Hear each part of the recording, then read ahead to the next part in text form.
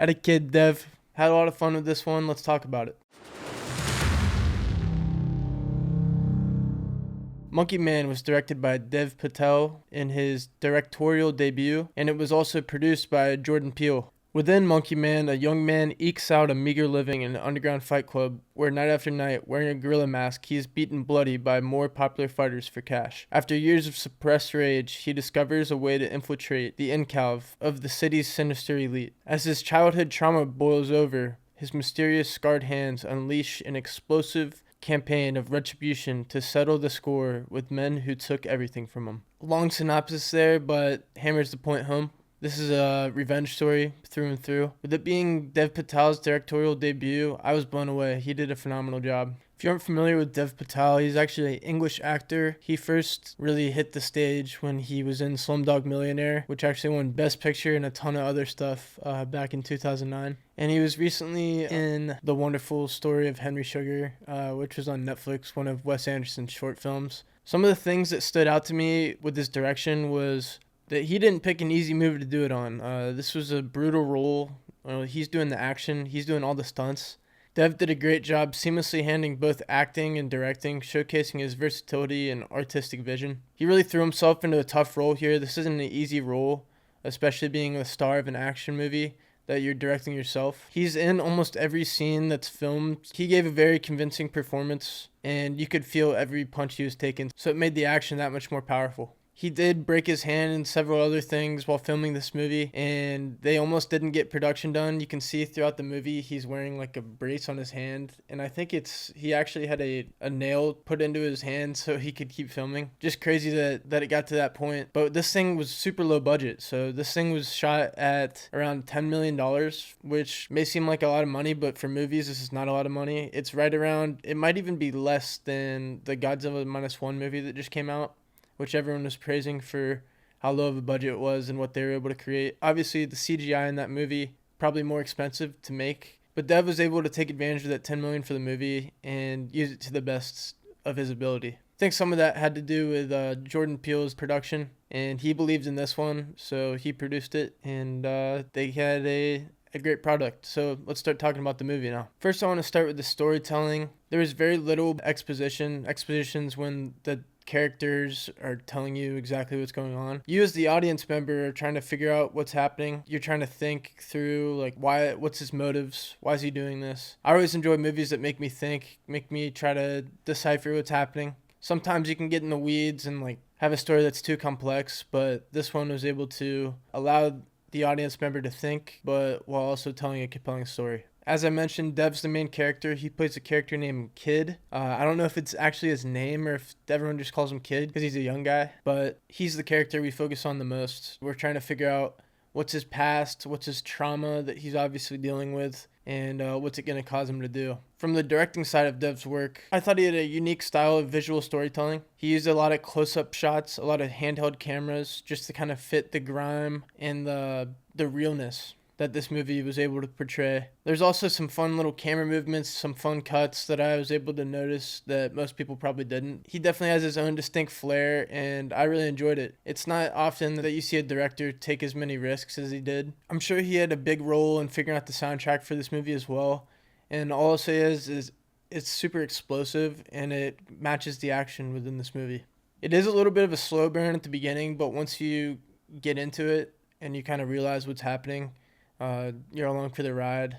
Like I said, we don't understand all his motives at the beginning, but we slowly understand more and more throughout the film. And that's through flashbacks. These flashbacks are created through Dev's character's obvious trauma that he's faced in the past as we jump back and forth from present to past, and we start to see what the future is going to be. So if you don't know Monkey Man, the name of the movie, it's based on a Hindu deity, Hanuman. He's a monkey figure that rose up and helped the poor against the power, the greed, the money, and the evil. That's revered for his strength, loyalty, and courage.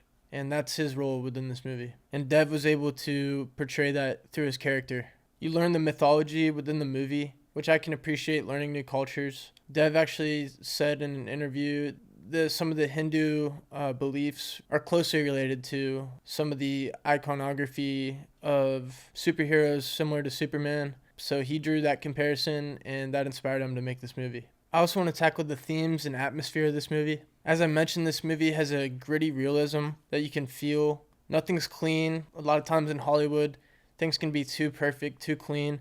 This is the exact polar opposite of that. And it kind of reminded me of The Joker a little bit, with Joaquin Phoenix, where even the story, it's a revenge story as well. I kept drawing comparisons to that movie while I was watching. The world feels really lived in. Just nothing in this movie feels fabricated. It's interesting how Dev's able to play with time within this movie.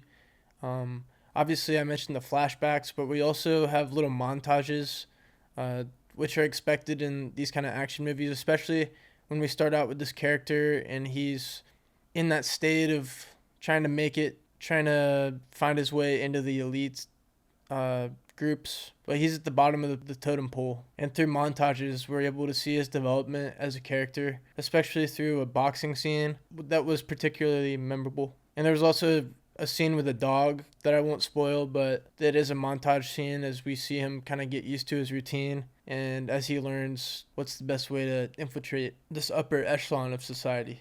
And obviously, revenge is the main theme of this movie. Revenge is a powerful thing. That's why John Wick's so great. But it only works if you can get the audience to feel empathy for the character that's committing revenge. They feel the main character's pain, and that puts you right in the main character's shoes, and it makes that revenge hit that much more. And it makes that quest for revenge that much more powerful. As I mentioned, Hanneman, he's like this Robin Hood-like figure. He doesn't steal from the rich and give to the poor. He just takes out the rich, and that frees the poor in the process. The themes of money, power, and religion are oppressing the people within this film. Kid's goal is to get him out of it and get revenge, not just for his mother, but for the people. There's this one scene that includes a purse. I won't spoil it, but you see the people that Kid is trying to empower. But it's cool to see the city's people are like this super organism, similar to ants who have a collective decision-making and unspoken communication. These people are able to move this purse through the city and get it to Dev's character seamlessly. And I thought that was a super cool scene right there. It was really well done. This movie was kind of marketed as a John Wick kind of movie. I'm not the only one who's made this comparison, but they even mentioned it within the movie and showed off John Wick's pistol. But in my opinion, Monkey Man goes beyond action. This one's more of like a passion revenge story. You truly feel the deeper message. So let's talk about the action. Like I said, a lot of up-close camera movement, handheld camera movement as well. I think those kind of styles were able to blend well with the action style. There was a lot of long cuts, which you love to see in an action movie. Usually, like, people cut it like every punch, every kick. But this one holds, but it's also moving around at the same time. I did just watch Roadhouse, and they were moving it around a lot in that one too. But this kind of style, the handheld style, worked a lot better for me rather than moving it around on a gimbal. The handheld style just creates that sense of realism and the sense of that you're actually like in the room with them, that you're fighting with Dev. Another point of symbolism that I recognize within this movie. I know I'm getting into a lot of the nitty gritty, but that's just what I love this movie so much because of the little unspoken details that it creates. But what I was getting at was the elevator. You see him start at the bottom and he slowly works his way up each level. This vertical movement creates a spatial metaphor similar to Bong Joon-ho's Parasite, which within that movie, they live down at the bottom of the hill, which is where all the lower caste lives. But as they walk up to work at the house on top of the hill, that's where the higher society revolves. So in this movie, as he's climbing up the elevator, he is like metaphorically climbing the ranks of class so he can get closer to the people that he's trying to let know. What you're doing is not cool. I was very impressed with Dev Patel's, like, this being his directorial debut. Really special. I feel like this was a passion project for him, which it's cool for him to make like a passion project like his first movie. He's an English actor, but he obviously has some Indian background, which this movie takes place. The other actors in it are Indian as well. They do a great job. This movie feels real. I had a great time with it. The rating, I will give a 4/5. Now, this movie isn't for everybody. I feel like a typical action movie person will enjoy this, but it's a little bit of more of a slow burn from start to finish. It definitely starts to ramp up towards the end, but in my opinion, that slow burn makes the ending feel that much more powerful. Guys, go check this one out for yourself. Go get some popcorn.